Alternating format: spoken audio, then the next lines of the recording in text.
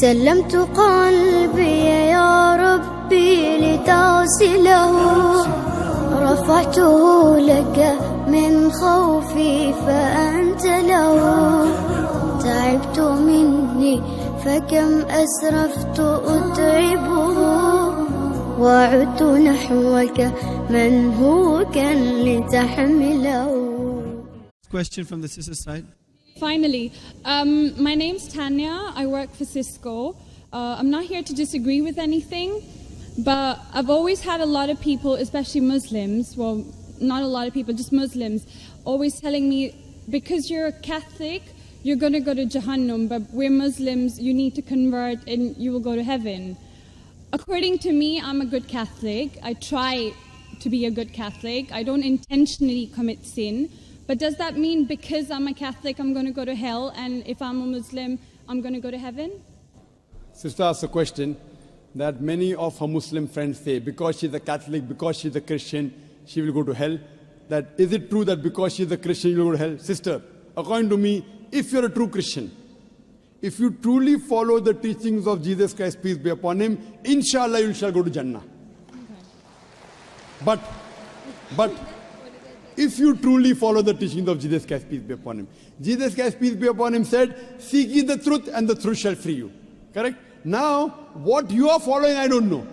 Are you following your church or are you following Jesus Christ, peace be upon him? If you are following your church, the chances of going to Jannah is very high. If you are following Jesus Christ, peace be upon him, inshallah, you shall go to Jannah. Now, if you read the Bible, there are sayings of Jesus Christ, peace be upon him. I don't know how much you are well versed with the Bible. Now, all the sayings of Jesus Christ, peace be upon him, are in red letter. Are in red letter. Yeah. Sister, do you believe Jesus to be God?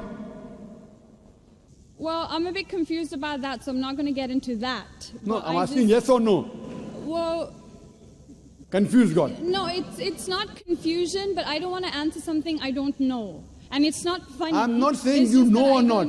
Sister, I'm not saying you know or not. What do you believe, I'm asking? No, I do believe he's God. Yes, yes, that's it. I'm not saying what you know. You may not be able to prove it. Yeah, fine. I do. Sister, I'll tell you one thing. Islam is the only non-Christian faith which makes it an article of faith to believe in Jesus Christ, peace be upon him. No Muslim is a Muslim if he does not believe in Jesus Christ, peace be upon him. We believe that he was one of the mightiest messengers of God.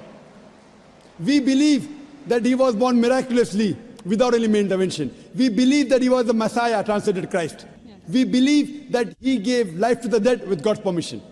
We believe that he healed those born blind lepers with God's permission. The Christians and the Muslims, they are going together.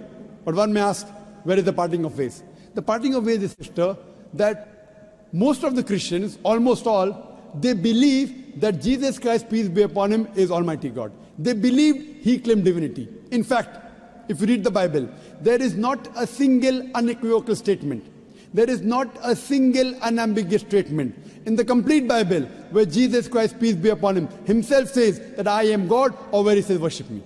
Sister, if you can point out a single unequivocal statement, a single unambiguous statement, anywhere from the Bible in which Jesus Christ, peace be upon him, himself says that I am God, or where he says worship me, I am ready to accept Christianity today.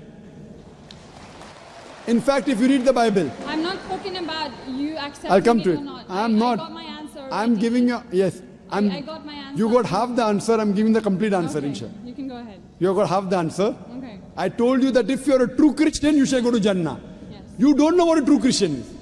I'm giving you information about true Christian is.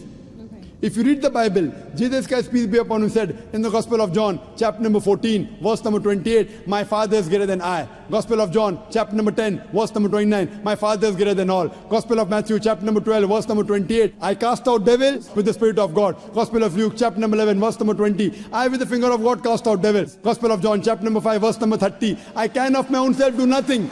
As I hear, I judge, and my judgment is just. For I seek not my will, but the will of my Father. Anyone who says, I seek not my will, but the will of Almighty God is a Muslim. So Jesus Christ, peace be upon him, submitted his will to God. He was a Muslim. He never said he was God. It's clearly mentioned in the Gospel of John, chapter 14, verse number 24. Jesus Christ, peace be upon him, says that the words that you hear are not mine, but my Father's who has sent me. And it's clearly mentioned in the book of Acts, chapter number 2, verse number 22. Ye men of Israel, listen to this. Jesus of Nazareth, a man approved of God amongst you by wonders and miracles and signs, which God did by him, and you are witness to it.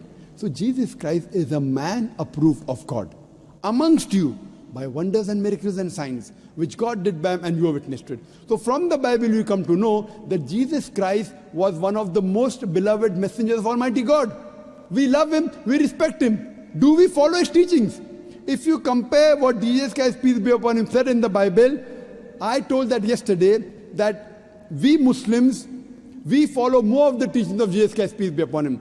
Jesus Christ, according to the Gospel of Luke, he was circumcised on the 8th day. We Muslims are circumcised, most of the Christians aren't.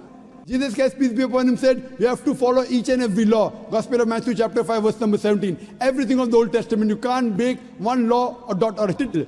As I mentioned in my speech, it's mentioned in the book of Deuteronomy chapter 14, verse number 8, in the book of Isaiah chapter 65, verse 2 to 5, and the book of Leviticus chapter number 11, verse number 7 to 8, that you should not have pork.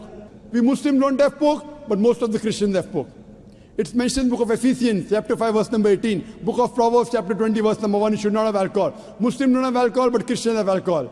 So if Christian means a person who follows the teachings of Jesus Christ, peace be upon him, then we Muslims are more Christian than the Christians themselves. So if you become a true Christian and truly follow the teachings of Jesus Christ, peace be upon him, said in the Gospel of John, chapter number 16, verse number 7, it is expedient for you that I go away. For if I go not away, the Comforter shall not come. For if I go, shall I send him. It's mentioned in the Gospel of John, chapter number 16, verse number 12 to 14. Jesus Christ, peace be upon him, said, I have many things to say unto you, but ye cannot bear them now. For he, when the Spirit of truth shall come, he shall guide you unto all truth. He shall not speak of himself. All that here shall he speak.